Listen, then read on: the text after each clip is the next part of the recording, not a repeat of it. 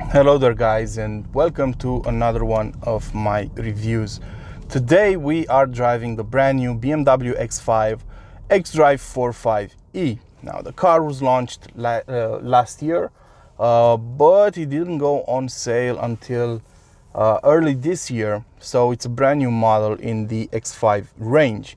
Now, a plug-in hybrid in the X5 range is not a new thing. The old generation had it as well. And there was an active hybrid 5 way back on the first generation. So the X5 plug-in hybrid phenomenon is nothing new. This new model did get a couple of improvements compared to its predecessor, and they do change the character of the car quite a lot. But let's start with the design. So from the outside, you will notice not a lot is changed compared to the regular X5. So basically all that's changed is the front left fender, where you're gonna find an extra fuel cap, if you will. The one that houses the charging port for the batteries located in the back. There's also the xDrive45e badge on the boot, which tells you this is a car powered by electrons, not just by gasoline. So those are the only two the only two details that tell you this car is different compared to a regular X5. Other than that, everything is just the same. So you can choose any color you want for it. You can choose the M Sport package, you can choose the Excellence package, and so on. So everything else stays the same, even the wheel combinations and so on. That's the only change you're going to notice from the outside. Now on the inside, the same story goes. Everything looks just the same as in any other X5. Our car has an interesting mix of colors. It's a Tanzanite blue on the outside. The color is actually called Tanzanite Blue 2 because there was a Tanzanite blue before that looked a bit different. It's a dark blue that looks absolutely amazing in the sun. It's one of my favorite colors in the BMW range right now. And inside we have coffee colored leather. That's how it's called officially. So this is coffee Vernasca leather. The car is fitted with a lot of options, 4-zone climate control, gesture control, the new iDrive system, BMW Intelligent Professional Live Cockpit. We have the BMW personal assistant, and so on inside the car. Driving aids and so on. Everything you could get on a regular X5. Space-wise, everything is exactly the same because the batteries are stored in the boot, just above the rear axle. It does cut into the boot space a little, so compared to a regular X5, this one has 150 liters less storage space, so you have only 500 liters of storage space in the boot, but that is enough for most people. So the biggest difference is on the technical side of things. Under the hood you have a 6-cylinder 3-liter engine compared to the old model, the xDrive40e, which had a 2-liter turbocharged engine under the hood. Now the B57 engine under the hood, which is B58, I'm sorry, the B58 engine under the hood is quite well known in the automotive world. It's a really powerful engine, really good engine. Delivers 286 horsepower. Then there's the electric motor, which is infused into the gearbox and has 113 horsepower and 250 newton meters of torque, which are available instantly. And that changes the character of the car because that instant torque fills in the gaps from the internal combustion engine, which does have some lag. It's not terrible, but it does have some lag.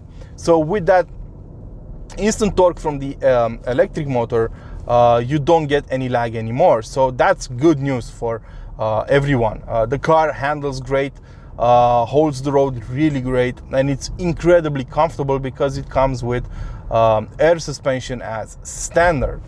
You can also get active steering, which helps you navigate terribly busy streets and narrow streets, including narrow parking spots. Driving this car, as I said, is extremely comfortable. It's very silent in here.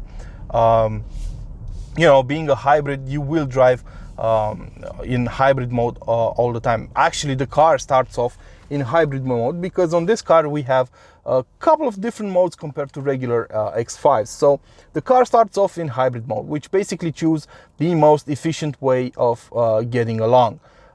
Basically, you will drive on electric power like 90% of the time, because the car will default to that means of transportation. It does depend on how much power you have in the battery, but even if you have like 0%, the car will try to run on battery like all the time. Then you've got electric mode, which is only available if you have enough charge in the battery, and it will basically transform your car into an electric one.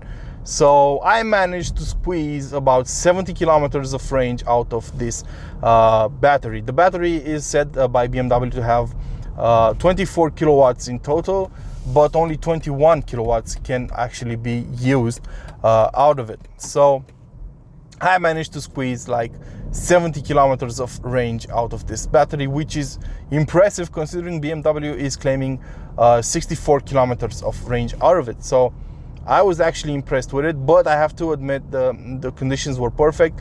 The city was rather empty, and the weather was great too, so not even 20 degrees Celsius. The temperature outside was around 20 degrees Celsius, so it was actually perfect for testing an electric car and its range. So yeah, if your commute is less than 70 kilometers a day, you will probably be able to cover it, I mean, or at least 90% of it in electric mode. So basically, when you have to leave town and go for a longer trip, you can use the car just like you would any normal internal combustion powered car. Fill it up, you know, in 5 minutes and just continue your drive. The fuel consumption outside the city limits is around 12-14 liters per 100 kilometers covered. It will vary a lot on the speed you average. So you need to keep that in mind. But considering it's such a big car with a 3-liter petrol engine under the hood, the results are not that bad. Around town, you will see an average fuel consumption of around 10 to 12 liters per 100 kilometers covered when you're running only on the internal combustion engine. So that, once again, in my book, is not a bad result. And the average fuel consumption you'd get around town will depend a lot on how much you're driving on electric power and how much you're driving on fossil power. So you need to get a good mix between those two.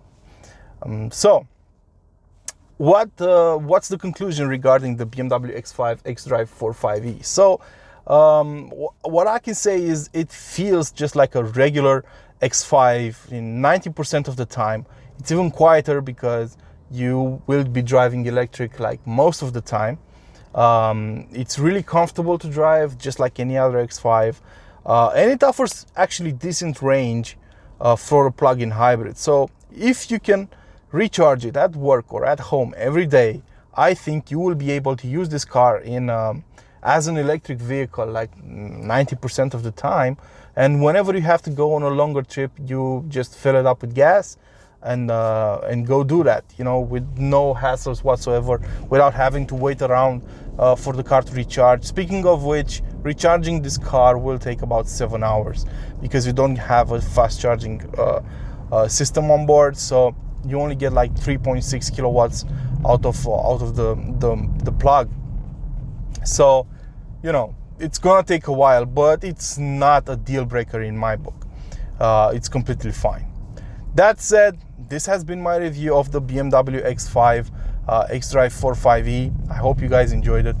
Don't forget to like, share, and of course subscribe. Maybe even comment in the section below if you have any additional questions about the car. See you guys next time. Ciao.